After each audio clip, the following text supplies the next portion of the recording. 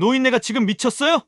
뭘 안다고 이래요? 젊은 의사가 75세 할머니를 밀쳐내며 소리쳤습니다. 응급실에서 환자가 죽어가는데 이 할머니가 갑자기 치료법을 외치고 나섰거든요. 그런데 놀랍게도 할머니 말대로 했더니 환자가 살아났습니다. 그 순간 어디선가 나타난 한 남자가 할머니를 보더니 깊숙이 고개를 숙였죠. 모든 사람이 당황했습니다. 도대체 이 할머니가 누구기에 그런 일이 벌어진 걸까요? 하지만 더 충격적인 건 이 할머니에게 숨겨진 또 다른 비밀이 있었다는 겁니다. 과연 이 평범해 보이는 할머니의 정체는 무엇일까요? 서울 강동구의 작은 주택가. 이른 아침 햇살이 유리창을 통해 스며들어옵니다. 순자는 침대에서 천천히 일어나 창문을 바라봅니다. 75살이 된 지금 매일 아침이 똑같이 느껴져요. 또 하루가 시작되는군요. 작은 한숨이 새어 나옵니다. 혼자 중얼거리는 목소리가 텅 빈 집 안을 맴돌아요. 거실로 나가니 벽에 걸린 사진들이 눈에 들어옵니다. 젊은 시절의 순자가 하얀 가운을 입고 환하게 웃고 있어요. 옆에는 명성종합병원 개원식이라고 적힌 현수막이 보입니다. 1983년 순자가 41살이었을 때입니다. 그때만 해도 꿈이 가득했어요. 환자들을 살리겠다는 열정으로 가슴이 뛰었죠. 그때는 정말 열심히 살았는데 사진 속 젊은 순자를 바라보며 쓴웃음을 짓습니다. 어느새 마음 한편이 시려워져요. 주방으로 향해 물을 끓입니다. 가스레인지 위에 올려둔 주전자에서 김이 모락모락 올라와요. 평범한 일상이지만 왠지 허전합니다. 아, 약 먹을 시간이네요. 식탁 위에 놓인 약통들을 바라봅니다. 혈압약, 소화제, 영양제까지. 나이가 들수록 약이 늘어나네요. 그때 현관문이 열리는 소리가 들립니다. 어머니, 안녕하세요. 혜진의 목소리입니다. 순자의 며느리예요. 38살의 혜진은 언제나 단정한 옷차림을 하고 있어요. 아, 혜진아, 이렇게 일찍 왔네? 네. 어머니, 약 가져다 드리려고요. 새로 처방받은 거예요. 혜진이 손에 든 봉지를 내밉니다. 친절한 미소를 짓고 있지만 순자는 뭔가 어색함을 느껴요. 고마워. 그런데 전에 주신 약이 아직 남았는데 어머니, 의사 선생님이 약을 바꿔야 한다고 하셨어요. 건강이 더 중요하잖아요. 혜진의 말투는 부드럽습니다. 하지만 순자의 마음 한구석에서 이상한 느낌이 스쳐 지나가요. 그래, 알았다. 순자는 고개를 끄덕입니다. 며느리가 챙겨주는데 고마워해야 하는 거 아닐까요? 그리고 어머니, 요즘 어지럼증은 어떠세요? 가끔 어지러워요. 나이가 드니까 그런 거겠죠. 그러게요. 약 꼬박꼬박 드시면 나아질 거예요. 혜진이 부엌을 둘러보며 말합니다. 그 시선이 순자에게는 조금 날카롭게 느껴져요. 어머니, 혹시 통장이나 서류 정리는 하셨어요? 혹시 모르니까 미리 준비해 두시는 게 좋을 것 같은데. 순간 순자의 가슴이 덜컥 내려앉습니다. 서류 정리요? 네. 만약에 무슨 일이 생기면 저희가 도와드려야 하잖아요. 그런데 어디에 뭐가 있는지 모르면.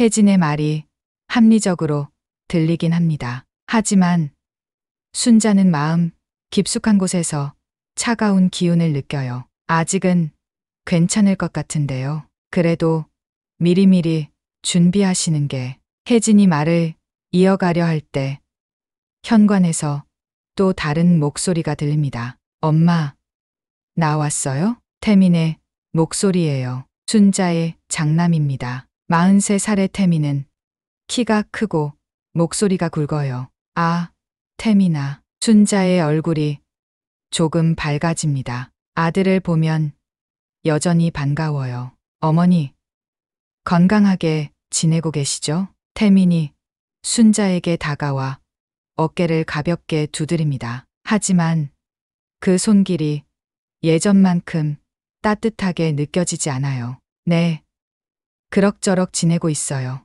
그나저나 어머니, 요즘 병원비가 많이 나가시죠? 약값도 비싸고. 태민이 의자에 앉으며 말합니다. 목소리에 걱정이 묻어나 있어요. 하지만 순자는 그 걱정 뒤에 숨은 뭔가를 느낍니다. 아직은 괜찮아요. 하지만 앞으로 더 많이 필요할 텐데. 혹시 어머니 예금이나 부동산 같은 것들 정리해 두신 게 있으신가요? 또 재산 이야기입니다. 순자의 가슴이 조금씩 무거워져요. 왜 갑자기 그런 이야기를? 아니에요, 어머니. 저희가 도와드리려고 하는 거예요. 혜진이 옆에서 거들어줍니다. 부부가 한 마음인 것 같아요. 혹시 통장이나 인감도장 같은 것들 어디에 보관하고 계세요? 태민의 질문이 점점 구체적으로 변합니다. 순자는 목구멍이 마르는 걸 느껴요. 그런 건 제가 알아서 할게요. 어머니, 저희가 걱정돼서 그러는 거예요. 혹시 치매라도 오시면. 치매? 순자의 목소리가 갑자기 높아집니다. 가슴 속에서 뭔가가 꿈틀거려요. 아니에요. 그런 뜻이 아니라. 태민이 당황하며 손을 젓습니다. 하지만 이미 말은 나가버렸어요. 그때 작은 발걸음 소리가 들립니다. 할머니, 지훈이가 뛰어들어옵니다. 11살 된 순자의 손자예요. 동그란 눈과 환한 미소가 순자의 마음을 따뜻하게 만들어줘요. 지훈아, 우리 손자. 순자의 얼굴에 진짜 미소가 떠오릅니다. 지훈이만큼은 진심으로 순자를 사랑하는 것 같아요. 할머니, 오늘 학교에서 그림 그렸어요. 할머니 주려고 가져왔어요. 지훈이가 종이를 펼쳐 보입니다. 크레파스로 그린 그림이에요. 하얀 가운을 입은 할머니가 환자를 돌보고 있는 모습이에요. 할머니가 의사였을 때 모습이에요. 멋있죠? 순자의 눈가에 눈물이 맺힙니다. 이 아이만은 순자의 과거를 기억하고 있어요. 고마워, 지훈아. 순자가 지훈이를 꼭 안아줍니다. 아이의 따뜻한 체온이 전해져 와요. 지훈아, 이제 집에 가자. 혜진이 지훈이의 손을 잡습니다. 목소리가 조금 차갑게 변했어요. 엄마, 조금만 더. 안 돼.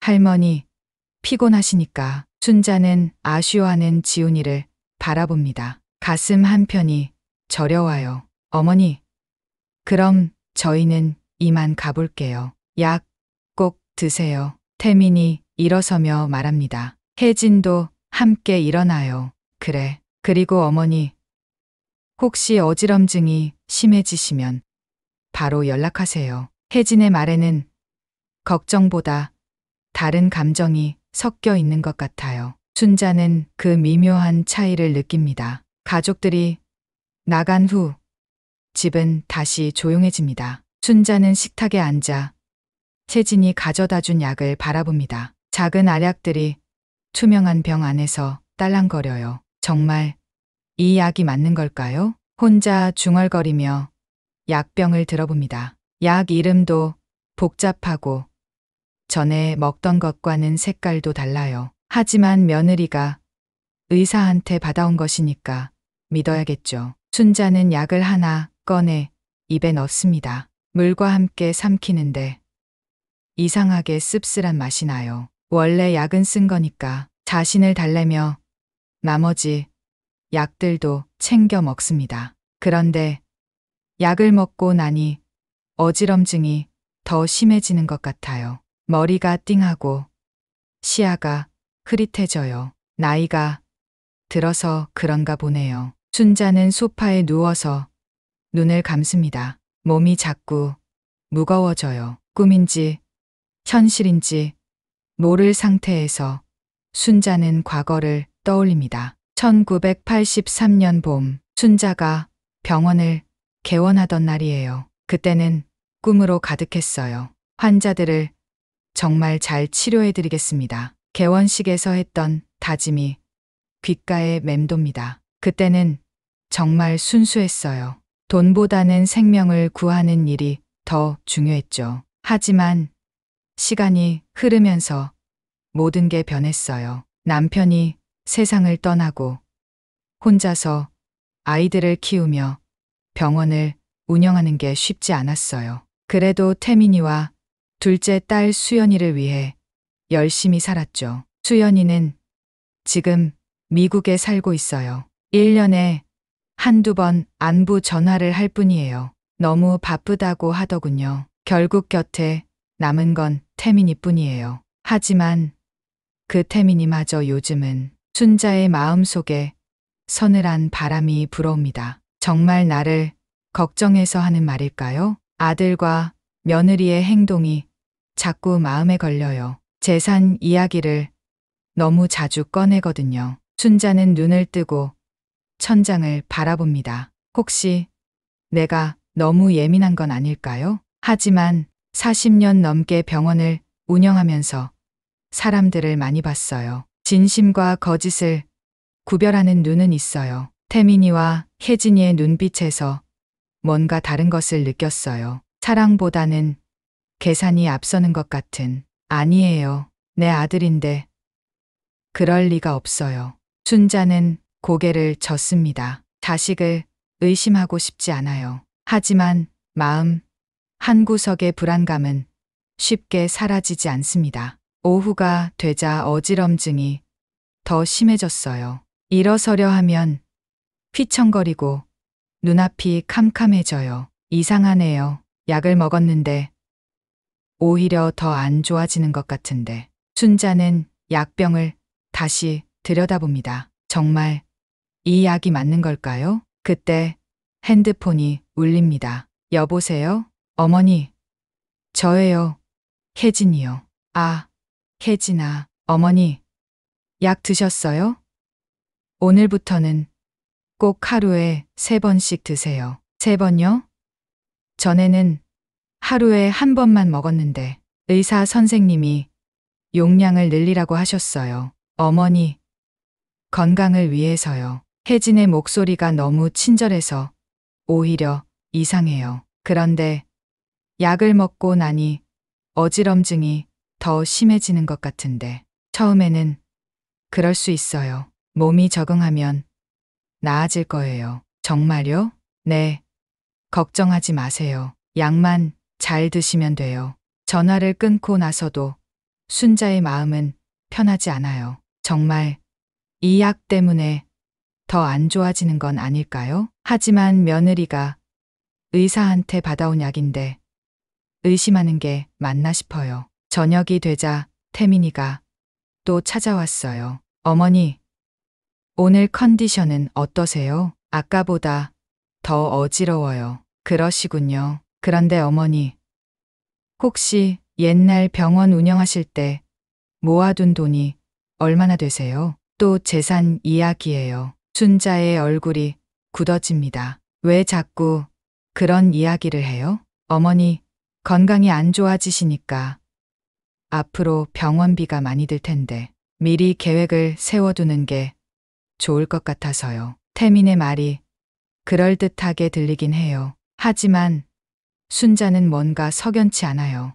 그런 건 제가 알아서 할게요. 어머니, 저희가 도와드리려고 하는 거예요. 혹시 나중에 판단력이 흐려지시면. 판단력이 흐려진다고요? 순자의 목소리가 떨립니다. 아들이 자신을 그렇게 보고 있다는 게 충격이에요. 아니에요.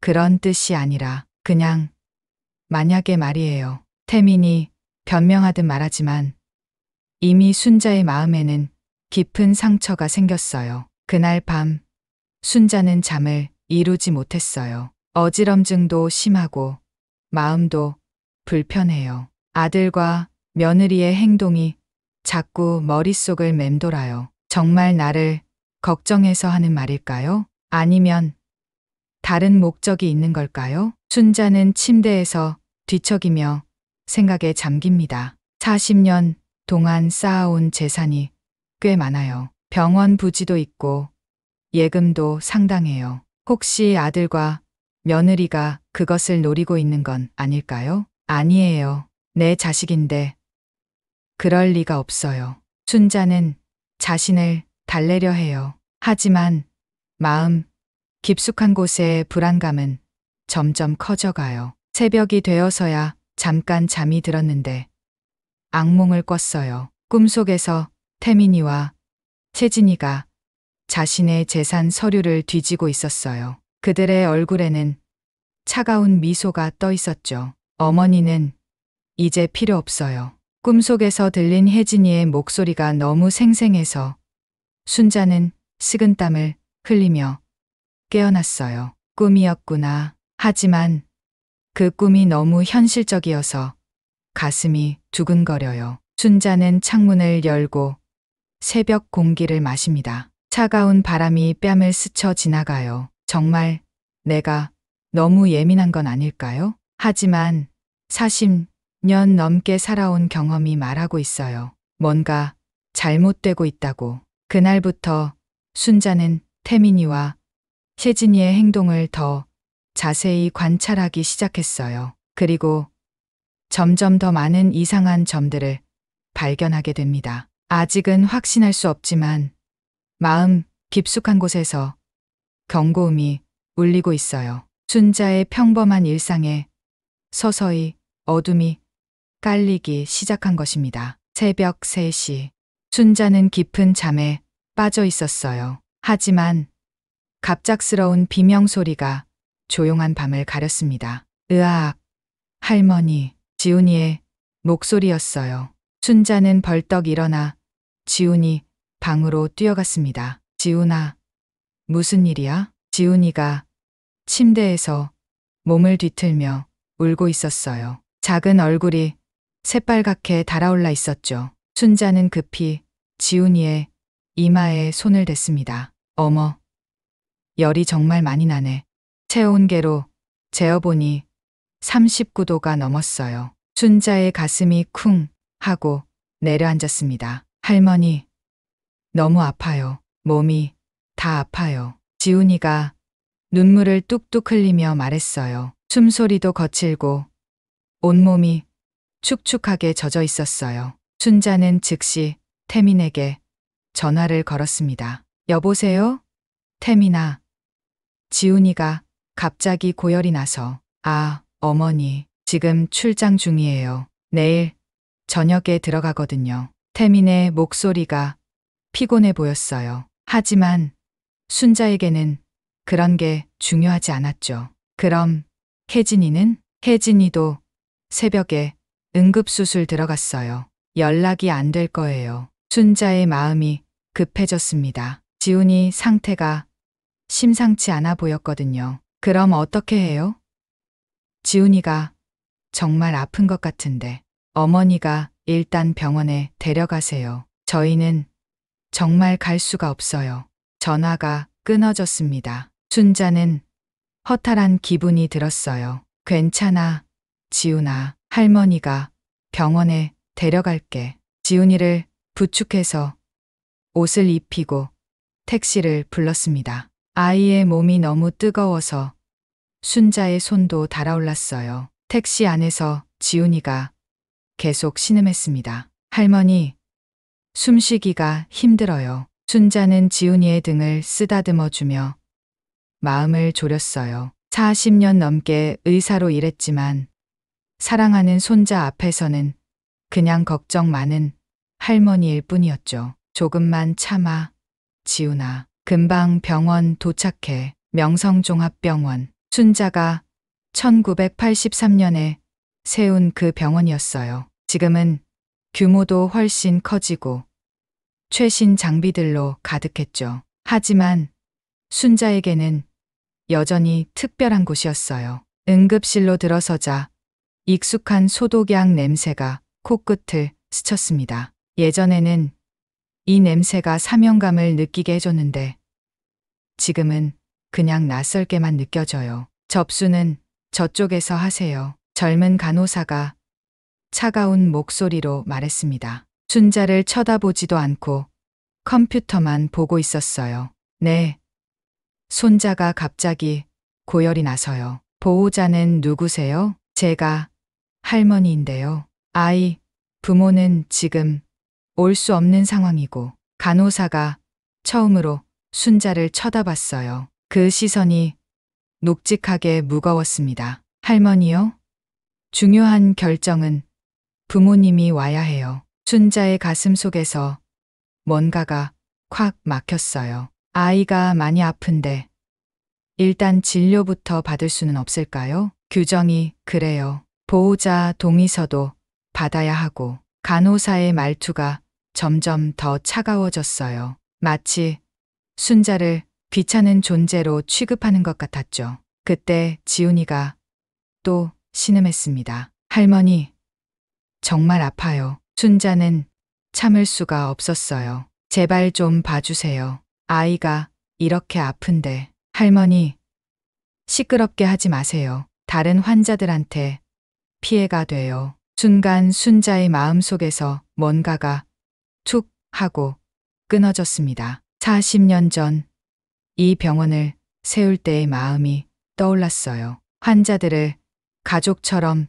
돌보겠다던 그 다짐이. 하지만 지금은 그저 귀찮은 할머니 취급을 받고 있었어요. 그럼 언제까지 기다려야 해요? 부모님 오실 때까지요. 간호사가 딱 잘라 말했습니다. 순자는 무력감이 몰려왔어요. 결국 1시간을 더 기다린 후에야 진료를 받을 수 있었어요. 혜진이가 전화로 동의를 해줬거든요. 3번 진료실로 들어가세요. 순자는 지훈이를 데리고 진료실에 들어갔습니다. 젊은 의사가 앉아 있었어요. 아마 30대 초반 정도로 보였죠. 피곤해 보이는 얼굴로 차트를 보고 있었어요. 어떻게 오셨어요? 손자가 갑자기 고열이 나고 숨소리도 거칠어서요. 의사가 대충 청진기를 지훈이 가슴에 댔습니다. 몇 초도 안 되는 짧은 진찰이었어요. 그냥 감기 같은데요. 해열제 처방해 드릴게요. 순자는 깜짝 놀랐어요. 너무 성급한 진단 같았거든요. 선생님, 혹시 좀 더 자세히 봐 주실 수 있을까요? 예. 의사가 처음으로 순자를 똑바로 쳐다봤어요. 그 눈빛에는 짜증이 어려 있었죠. 숨소리가 평소와 다르고 열도 39도가 넘어요. 그리고 기침할 때 할머니, 저희가 전문가예요. 의사가 순자의 말을 끊었습니다. 목소리에 불쾌감이 묻어나 있었어요. 걱정하지 마세요. 그냥 감기예요. 순자의 가슴이 답답해졌어요. 40년 넘게 이런 아이들을 봐왔는데 이 의사는 그걸 알 리가 없었죠. 하지만 혹시 폐렴 가능성은? 할머니, 너무 예민하게 생각하지 마세요. 의사가 처방전을 끄적거리며 말했어요. 순자의 말을 전혀 들으려 하지 않았죠. 요즘 할머니들이 인터넷에서 의학 정보 보고 오셔서 이런 말씀 많이 하시는데 잘못된 정보예요. 순간 순자의 마음이 움츠러들었습니다. 인터넷에서 본 정보라고요?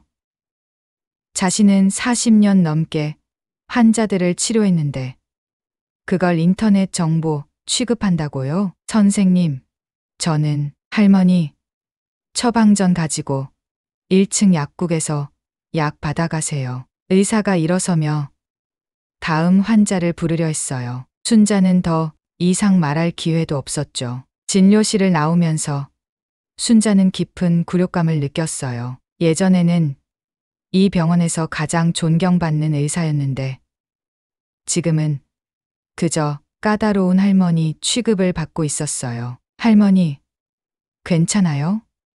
왜 울고 있어요? 지훈이가 순자의 손을 잡으며 물었어요. 순자는 자신도 모르게 눈물이 흘리고 있었다는 걸 그제야 깨달았죠. 아니야, 지훈아. 할머니는 괜찮아. 하지만 마음은 전혀 괜찮지 않았어요. 가슴 속이 쓰라리고 목구멍이 막힌 것 같았죠. 약국에서 약을 받으며 약사에게 물어봤어요. 이 약이 정말 맞는 건가요? 아이 상태가 심상치 않아 보이는데 의사 선생님이 처방하신 거니까 걱정하지 마세요. 약사도 대충 대답했어요. 순자의 걱정을 진지하게 받아들이지 않았죠. 집으로 돌아오는 택시 안에서 순자는 깊은 생각에 빠졌어요. 정말 자신이 너무 예민한 걸까요? 아니면 의사들이 너무 성급하게 진단한 걸까요? 40년의 경험이 말하고 있었어요. 지훈이의 상태가 단순한 감기가 아니라고. 하지만 아무도 순자의 말을 들으려 하지 않았어요. 그날 밤 지훈이의 열이 더 올랐어요. 약을 먹였지만 효과가 없었죠. 할머니, 숨쉬기가 더 힘들어졌어요. 순자는 다시 병원에 전화했어요. 응급실입니다. 아까 낮에 갔던 환자인데 아이 상태가 더 안 좋아져서요. 처방받은 약 드렸어요? 네, 드렸는데 효과가 없어요. 숨소리가 더 거칠어지고 약 효과가 나타나려면 시간이 걸려요. 좀 더 기다려 보세요. 하지만 아이가 정말 할머니, 너무 걱정하지 마세요. 괜찮을 거예요. 또 전화가 끊어졌어요. 순자는 답답함이 밀려왔어요. 지훈이를 안고 있으니 아이의 숨소리가 점점 더 거칠어지는 게 느껴졌어요. 이건 분명히 폐렴이야. 순자의 직감이 말하고 있었어요. 40년 동안 쌓아온 경험이 경고를 보내고 있었죠. 하지만 아무도 믿어주지 않았어요. 나이가 들었다는 이유로, 전문가가 아니라는 이유로 무시당하고 있었어요. 순자는 처음으로 자신의 나이가 원망스러웠어요. 예전에는 존경받는 의사였는데 지금은 그저 귀찮은 할머니일 뿐이었어요. 정말 내가 틀린 걸까요? 하지만 지훈이의 상태를 보니 확신이 들었어요. 이건 단순한 감기가 아니었어요. 새벽 5시가 되자 지훈이가 경련을 일으키기 시작했어요. 지훈아, 순자는 급히 119에 신고했어요. 더 이상 기다릴 수 없었거든요. 구급차가 도착하고 응급구조사들이 지훈이를 보더니 얼굴이 심각해졌어요. 이건 폐렴 증상이네요. 왜 이렇게 늦게 신고하셨어요? 순자의 가슴이 쿵 하고 내려앉았어요. 역시 자신의 판단이 맞았어요. 하지만 아무도 들어주지 않았죠. 병원에서 감기라고 했어요. 감기?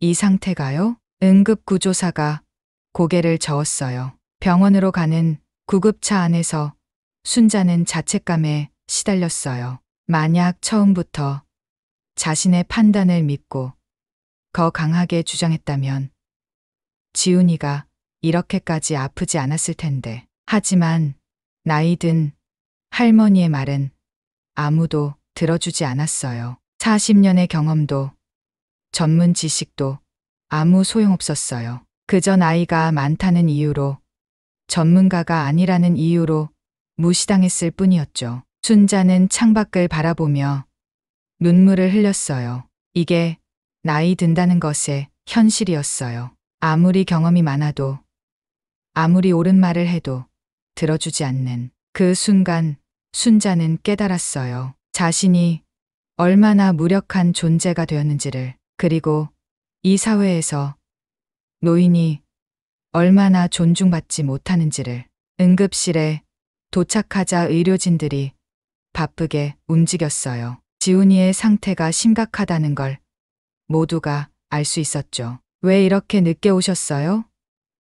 폐렴이 많이 진행되었네요. 젊은 의사가 순자에게 따지듯 말했어요. 순자는 대답할 말이 없었어요. 낮에 온 것도 자신이고 계속 걱정한 것도 자신인데 결국 책임은 자신에게 돌아오고 있었으니까요. 할머니들이 증상을 제대로 설명 못 하시니까 이런 일이 생기는 거예요. 그 말이 순자의 가슴을 찔렀어요. 자신은 분명히 정확하게 설명했는데 아무도 들어주지 않았을 뿐이었어요. 하지만 지금 그런 변명을 한들 무슨 소용이 있을까요? 순자는 그저 조용히 지훈이의 회복을 기다릴 수밖에 없었어요. 그리고 마음 속 깊은 곳에서는 분노가 타오르고 있었어요. 나이가 들었다고 해서 전문가가 아니라고 해서 이렇게 무시당해야 하는 걸까요? 40년의 경험과 지식이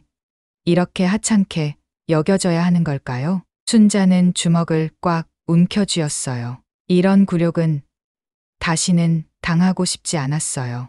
응급실은 여전히 바쁘게 돌아가고 있었어요. 순자는 지훈이 침대 옆에 앉아서 아이의 손을 꼭 잡고 있었습니다. 산소 마스크를 쓴 지훈이의 얼굴이 한결 편안해 보였어요. 다행히 큰 문제는 없을 것 같아요. 담당 의사가 차트를 보며 말했습니다. 하지만 순자에게는 여전히 차가운 말투였어요. 그래도 처음부터 정확하게 말씀해 주셨으면 좋았을 텐데요. 순자의 가슴이 다시 한번 쓰라렸습니다. 자신은 분명히 정확하게 말했는데 아무도 들어주지 않았을 뿐이었어요. 바로 그때였어요. 으아악. 옆 침대에서 갑작스러운 비명소리가 들렸습니다. 순자가 고개를 돌려보니 중년 남성이 온몸을 부들부들 떨고 있었어요. 얼굴이 새파랗게 질렸고 숨을 헐떡이고 있었죠. 무슨 일이에요? 젊은 의사들이 급히 달려왔어요. 하지만 당황한 기색이 역력했죠. 갑자기 이상해졌어요. 주사 맞고 나서부터 간호사가 떨리는 목소리로 설명했어요. 순자는 그 환자를 자세히 관찰했습니다. 40년의 경험이 본능적으로 작동하기 시작했어요. 환자의 목에 작은 흉터가 있었어요. 그리고 온몸에 빨간 반점들이 퍼지고 있었죠. 이건 약물 알레르기 쇼크야. 순자의 머릿속에서 경보가 울렸어요. 뭐 맞았나요? 어떤 주사 맞았어요? 젊은 의사가 차트를 뒤적거리며 물었어요. 목소리에 당황이 묻어나 있었죠. 항히스타민제요. 알레르기 때문에. 그럼 용량을 늘려볼까요? 아니면 스테로이드를.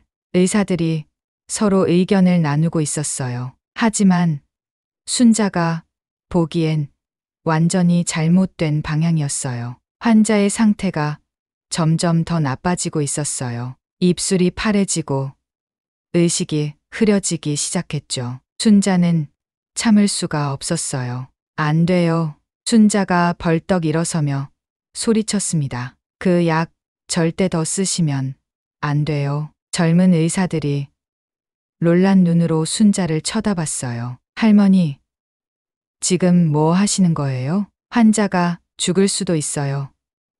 지금 당장 그 약 끊으세요. 순자의 목소리가 떨렸어요. 하지만 확신에 가득 차 있었죠. 할머니, 조용히 하세요. 우리가 치료하고 있잖아요.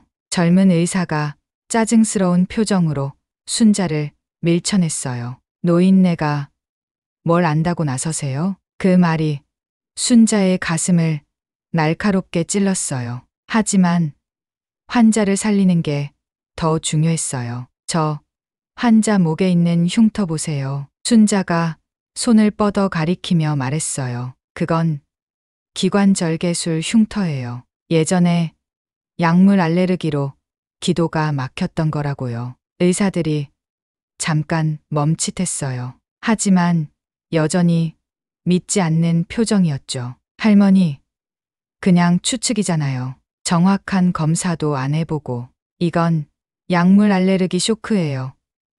지금 당장 에피네프린 주사를 놓으세요. 순자의 목소리가 더 높아졌어요. 40년 동안 쌓아온 확신이 목소리에 담겨 있었죠. 주변에서 사람들이 수군거리기 시작했어요. 요즘 치매 걸린 노인들이 병원에서 난리를 친다더니 의사들 일하는데 방해하네. 저런 할머니들 때문에 병원이 시끄러워. 순자의 마음이 산산조각 났어요. 하지만 포기할 수 없었어요. 바로 그때 환자가 경련을 일으키기 시작했어요. 온몸이 뒤틀리며 거품을 물었어요. 심장 모니터에서 삐삐삐하는 경고음이 울렸죠. 어떻게 해요?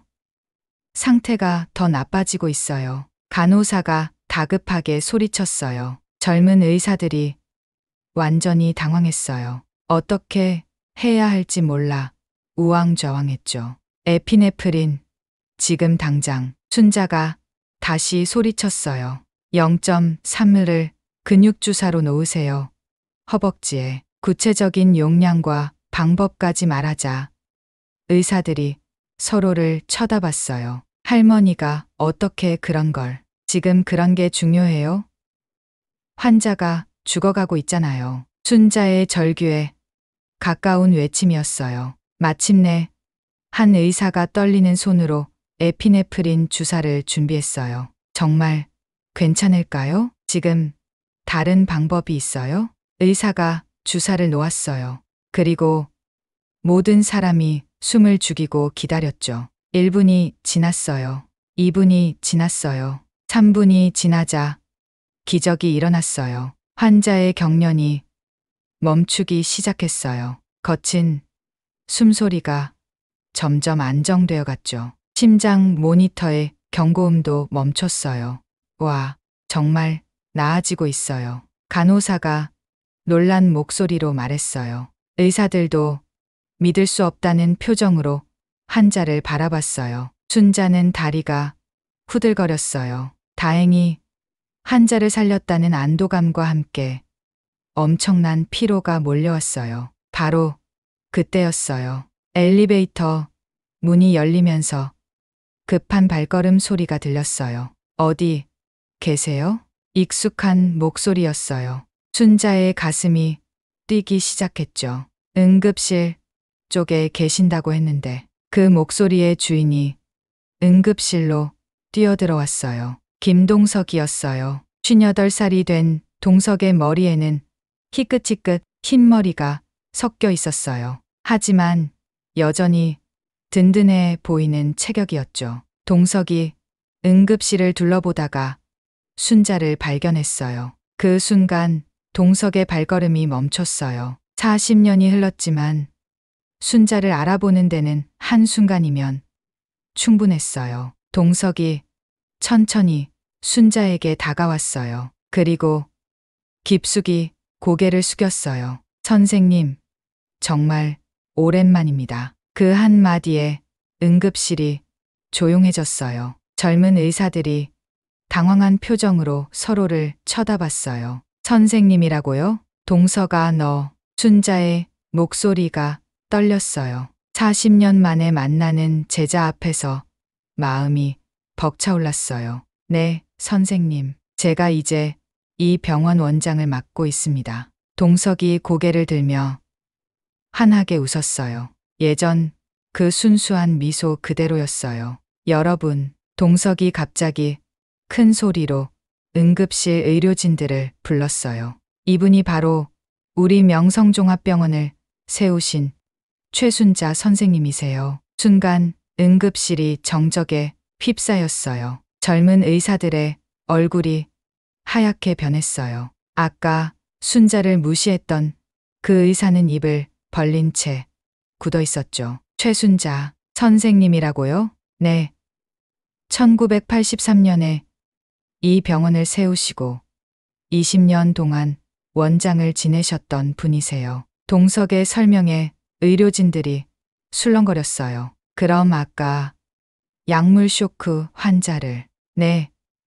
선생님께서 정확한 진단을 내리셨군요. 동석이 환자 차트를 보며 고개를 끄덕였어요. 역시 선생님이세요. 40년이 지나도 여전하시네요. 아까 순자를 노인네라고 부른 젊은 의사가 얼굴이 새파랗게 질린 채 다가왔어요. 선생님, 정말 죄송합니다. 그의 목소리가 떨렸어요.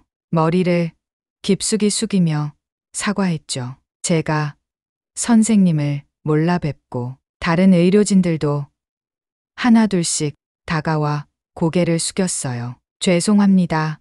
선생님, 정말 실례를 범했습니다. 순자는 복잡한 기분이었어요. 사과를 받으니 후련하긴 했지만 동시에 씁쓸하기도 했어요. 만약 동석이 나타나지 않았다면 계속 무시당했을 테니까요. 선생님, 괜찮으세요? 동석이 순자의 어깨에 손을 올리며 걱정스럽게 물었어요. 응, 괜찮아. 그런데 너는 어떻게 여기 있는 거야? 아, 응급실에서 연락이 왔어요. 최순자 할머니가 오셨다고. 혹시나 해서 달려왔는데 정말 선생님이셨네요. 동석의 얼굴에 기쁨이 가득했어요. 선생님을 이렇게 다시 뵙게 되다니 정말 꿈만 같아요. 순자도 동석을 보니 마음이 따뜻해졌어요. 적어도 한 사람은 자신을 기억하고 있었구나. 동석아, 너 많이 컸구나. 이제 원장까지 됐다니.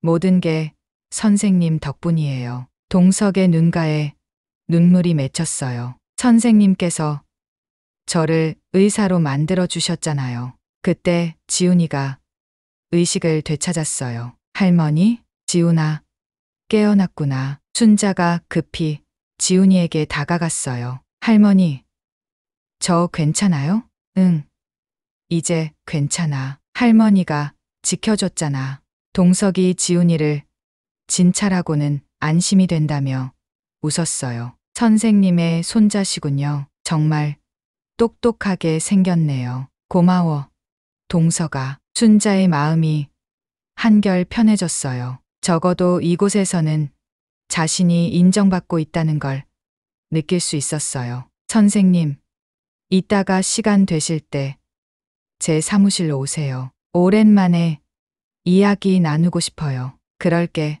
동석아. 젊은 의사들이 다시 한번 순자에게 인사를 했어요. 선생님, 앞으로 언제든 오세요. 최고의 치료 받으실 수 있도록 하겠습니다. 순자는 고개를 끄덕였어요. 하지만 마음 한편으로는 복잡했어요. 결국 자신의 과거 지위 때문에 존중받는 것이었어요. 만약 그냥 평범한 할머니였다면 계속 무시당했을 거예요. 하지만 어쨌든 환자를 살렸다는 것이 중요했어요. 40년의 경험이 한 사람의 목숨을 구한 것이었어요. 순자는 가슴 속에서 뜨거운 것이 올라오는 걸 느꼈어요. 자신이 아직 쓸모 있는 사람이라는 것을, 나이가 들어도 여전히 가치 있는 존재라는 것을. 할머니, 정말 대단해요. 지훈이가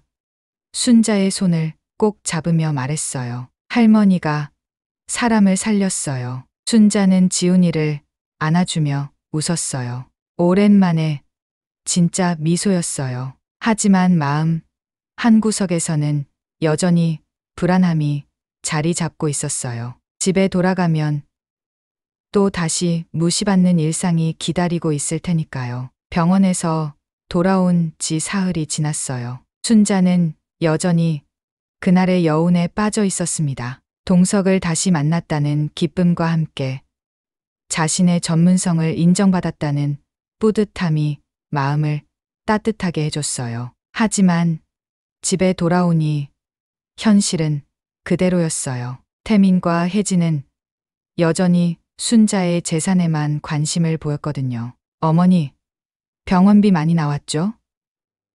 앞으로도 계속 그럴 텐데. 태민이 또 그런 이야기를 꺼냈을 때 순자는 예전과는 다른 자신감을 느꼈어요. 걱정하지 마.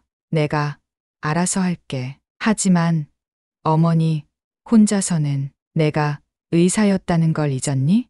순자의 목소리에 힘이 들어갔어요. 병원에서의 경험이 자신감을 되찾게 해줬거든요. 태민과 혜진이 서로 눈치를 보며 더 이상 말하지 않았어요. 그날 오후 예상치 못한 방문객이 찾아왔어요. 어머니, 누가 오셨어요? 혜진이 현관에서 소리쳤어요. 목소리에 약간의 당황이 섞여 있었죠. 순자가 나가보니 동석이 서 있었어요. 선생님, 안녕하세요. 아, 동석아, 어떻게 여기까지? 선생님, 댁 주소를 알아봤어요. 급한 일이 있어서요. 동석의 표정이 심각해 보였어요. 평소에 밝은 미소가 사라져 있었죠. 무슨 일이야? 혹시 조용한 곳에서 이야기할 수 있을까요? 순자는 동석을 안방으로 안내했어요. 태민과 혜진이 신경 쓰이는 듯 거실에서 웅성거렸지만 문을 닫고 이야기하기 시작했어요. 선생님, 그날 응급실에서 선생님 혈액 샘플을 추가로 검사해 봤어요. 동석이 조심스럽게 말을 꺼냈어요. 혈액 검사를? 왜? 선생님께서 어지럼증을 자주 호소하신다고 하셔서 혹시 다른 원인이 있을까 해서요. 순자의 가슴이 두근거리기 시작했어요. 동석의 표정이 너무 심각했거든요. 결과가 어때? 동석이 깊은 숨을 쉬었어요. 그리고 떨리는 목소리로 말했어요. 선생님, 혈액에서 독성 물질이 검출되었습니다. 순간 순자의 머릿속이 하얗게 변했어요. 뭐라고? 비소와 수은 성분이 발견되었어요. 소량이지만 지속적으로 섭취하신 것 같습니다. 순자는 말문이 막혔어요. 독성 물질이라니. 그게 무슨 소리인가요? 그런데 이런 물질들은 자연스럽게 몸에 들어올 수 없어요. 동석의 목소리가 더욱 진지해졌어요. 누군가 일부러 넣은 것 같습니다. 순자의 온몸이 차갑게 식어갔어요. 마치 얼음물을 뒤집어 쓴 것 같았죠. 일부러 넣었다고? 네, 선생님. 이건 분명히 의도적인 독살 시도예요. 그 순간 순자의 안에서 뭔가가 툭 하고 끊어졌습니다. 누군가 자신을 죽이려 했다는 것인가요? 동서가 정말 확실한 거야? 네, 선생님. 3번 다시 검사해 봤는데 같은 결과가 나왔어요. 순자의 손이 부들부들 떨렸어요. 그럼 누가? 선생님께서 평소에 드시는 약이나 음식을 생각해 보세요. 누가 가져다 주시나요? 순자의 머릿속에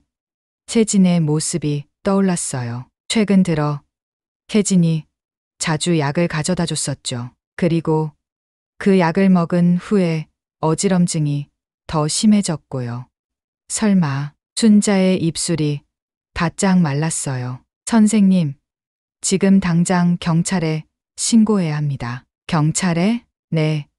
이건 살인미수 사건이에요. 동석의 말에 순자의 가슴이 철렁 내려앉았어요. 자신의 가족이 자신을 죽이려 했다는 것인가요? 동서가 혹시 실수일 수도. 선생님, 이런 독성 물질들이 실수로 들어갈 수는 없어요. 분명히 의도적인 거예요. 순자는 주저앉고 싶었어요. 하지만 동석이 옆에서 붙잡아줬죠. 선생님, 힘내세요. 지금이라도 발견된 게 다행이에요. 내 가족이 나를. 순자의 목소리가 떨렸어요. 믿고 싶지 않았지만 점점 확신이 들었어요. 혜진이가 가져다 준 약들, 그 후에 더 심해진 어지럼증, 그리고 재산에 대한 끈질긴 관심.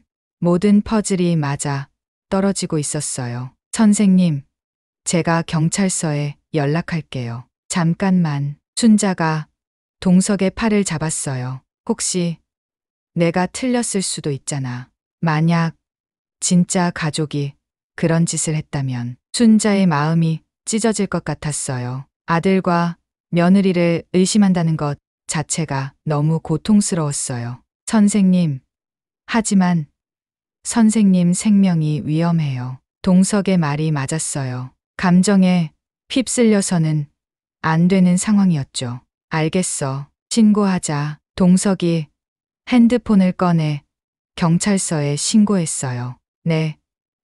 독살시도 사건 신고하겠습니다. 명성종합병원 김동석입니다. 신고를 마치고 나니 순자는 온몸이 허탈해졌어요. 정말 이런 일이 일어날 줄은 몰랐어요. 1시간 후 경찰들이 도착했어요. 최순자 어르신이시죠? 네, 맞습니다. 독살시도 신고를 받고 왔습니다. 자세한 이야기를 들어볼 수 있을까요? 순자는 경찰에게 모든 상황을 설명했어요. 혜진이 가져다 준 약들, 그 후에 심해진 증상들, 그리고 혈액검사 결과까지. 일단 약물들을 압수해서 분석해 보겠습니다. 경찰이 순자가 복용하던 약들을 가져갔어요. 그리고 태민과 혜진을 불러서 조사하기 시작했어요. 혹시 어르신께서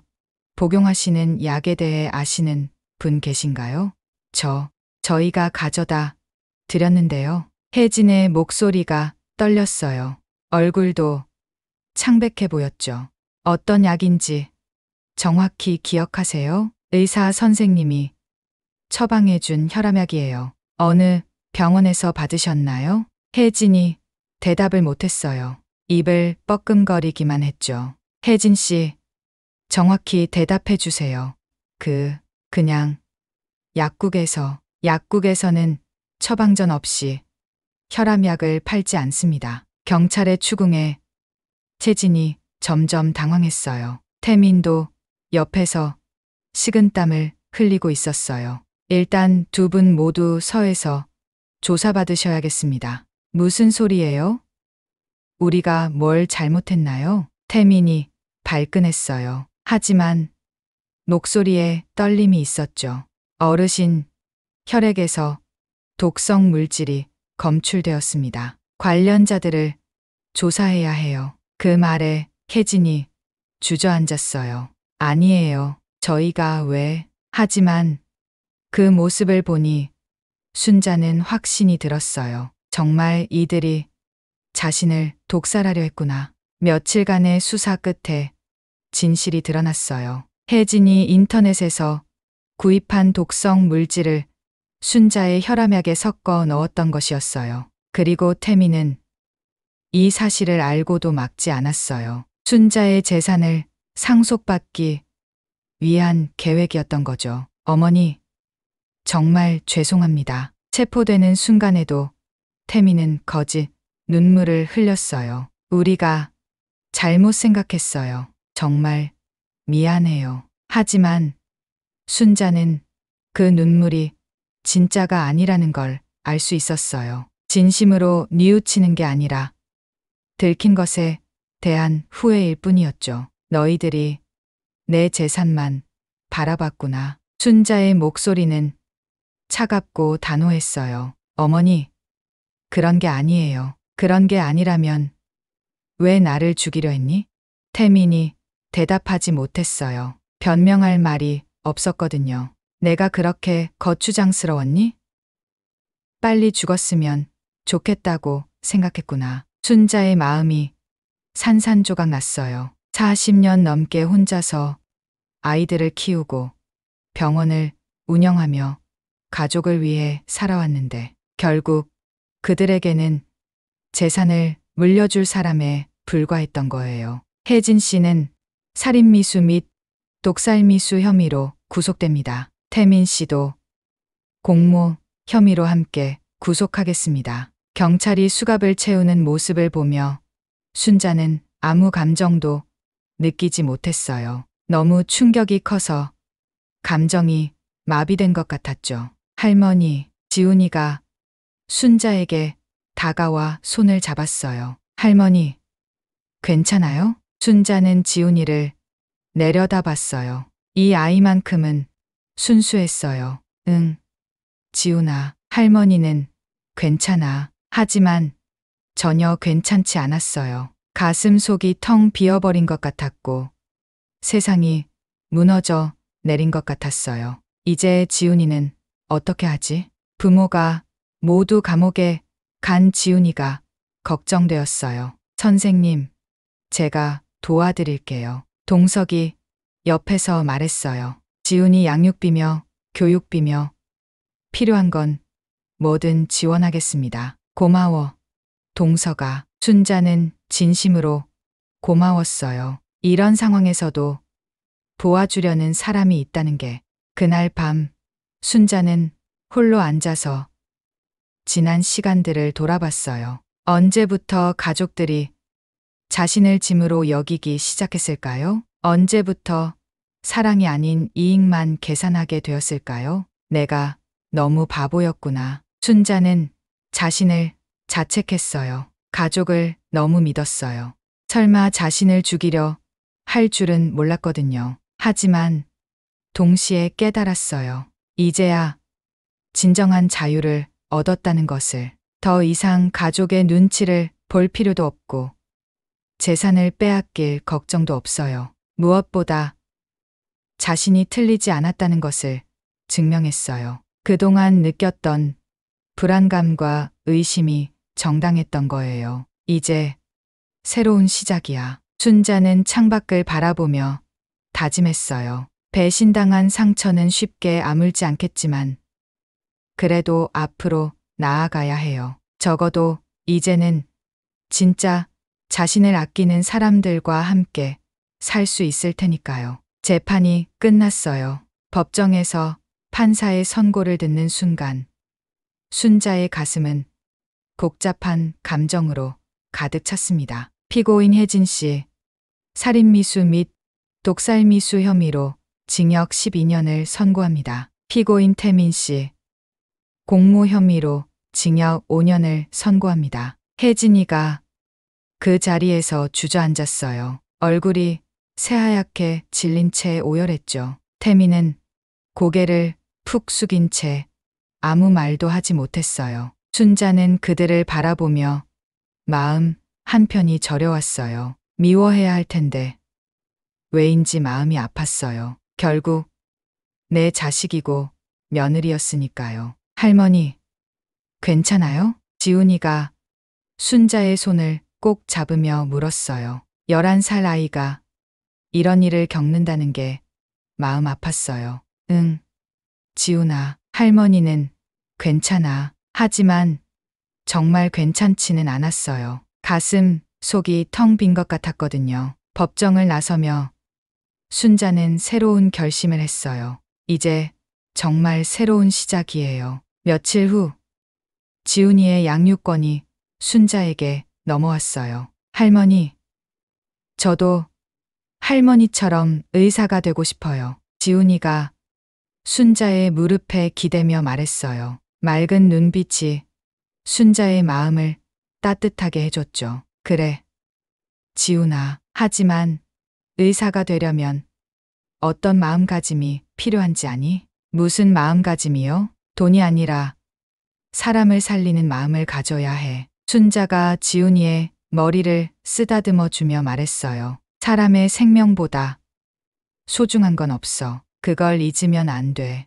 네, 할머니, 꼭 기억할게요. 지훈이의 대답에 순자의 마음이 뭉클해졌어요. 적어도 이 아이에게는 올바른 가치를 가르쳐 줄 수 있을 것 같았어요. 일주일 후 동석에게서 전화가 왔어요. 선생님, 혹시 시간 되시면 병원에 오실 수 있으세요? 무슨 일이야? 젊은 의사들이 선생님께 배우고 싶어 해요. 멘토 역할을 해주실 수 있을까요? 순자의 가슴이 뛰기 시작했어요. 자신이 아직 누군가에게 도움이 될 수 있다는 게 기뻤어요. 그럴게, 동석아. 정말요?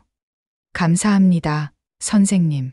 동석의 목소리에 기쁨이 가득했어요. 다음 날 순자는 오랜만에 병원을 찾았어요. 응급실에서 만났던 젊은 의사들이 모두 나와서 맞아줬어요. 선생님, 정말 감사합니다. 저희가 많이 배우고 싶어요. 그들의 진심 어린 인사에 순자의 마음이 따뜻해졌어요. 여러분, 힘들죠? 네.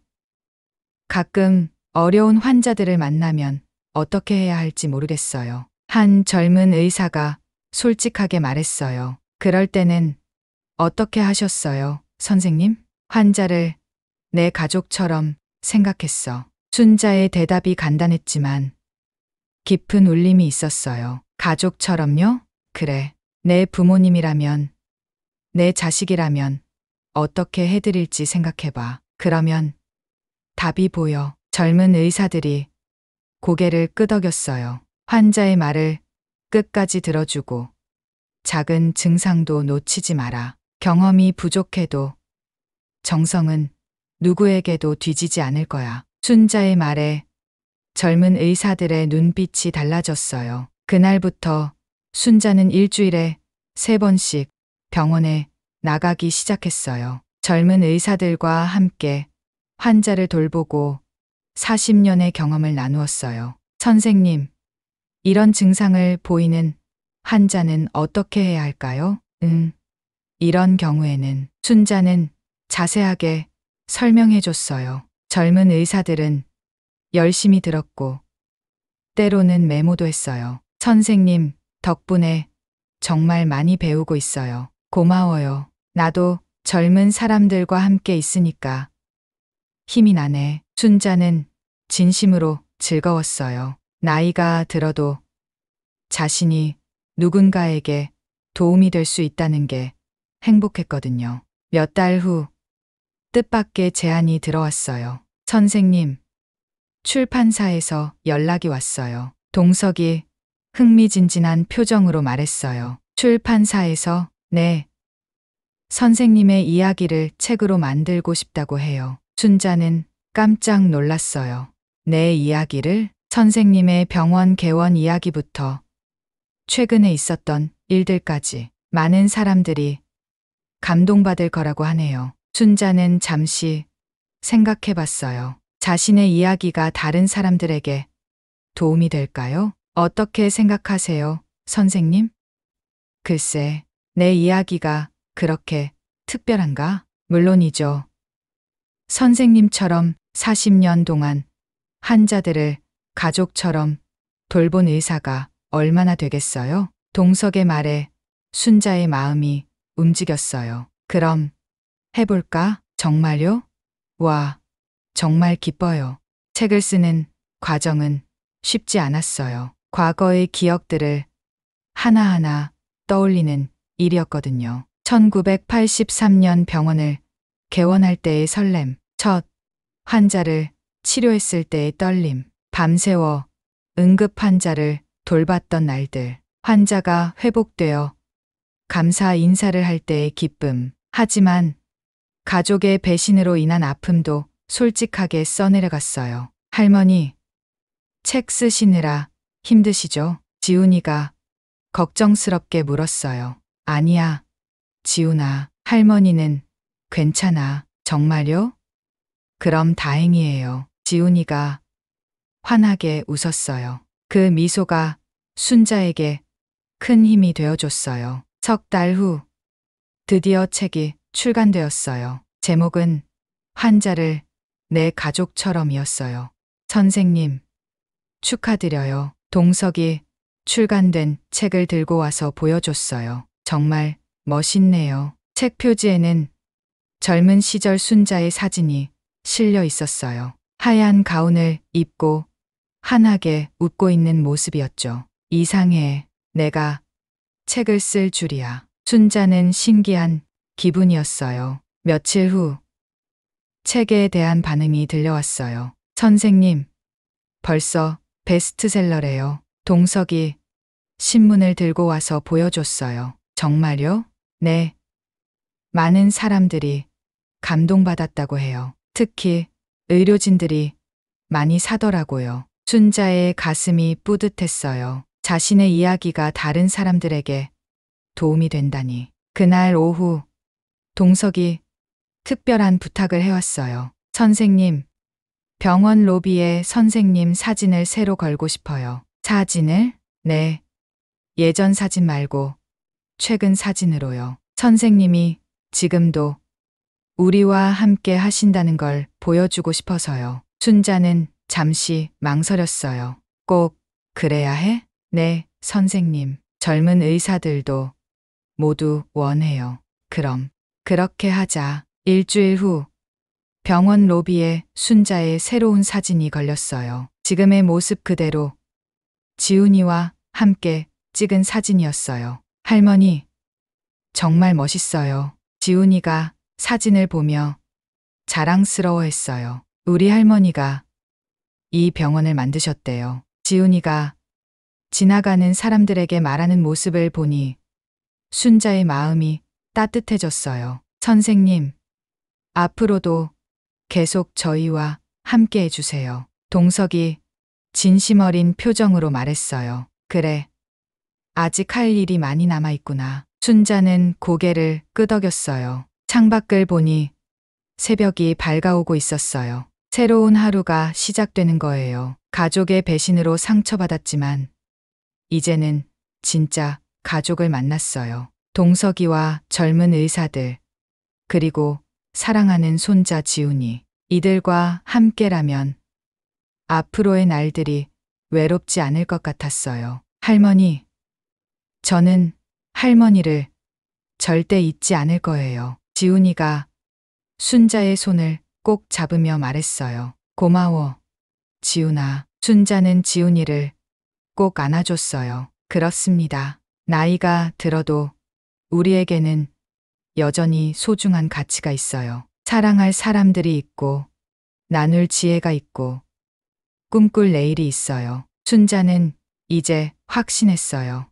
자신의 인생이 아직 끝나지 않았다는 것을, 오히려 지금부터가 진짜 시작이라는 것을. 진정한 가족과 함께 진정한 가치를 위해 살아가는 새로운 인생이 시작된 거예요. 내일은 또 어떤 하루가 될까? 순자는 기대에 찬 마음으로 창밖을 바라봤어요. 따뜻한 햇살이 얼굴을 비추며 새로운 희망을 속삭여주는 것 같았어요. 정말로 새로운 시작이었어요.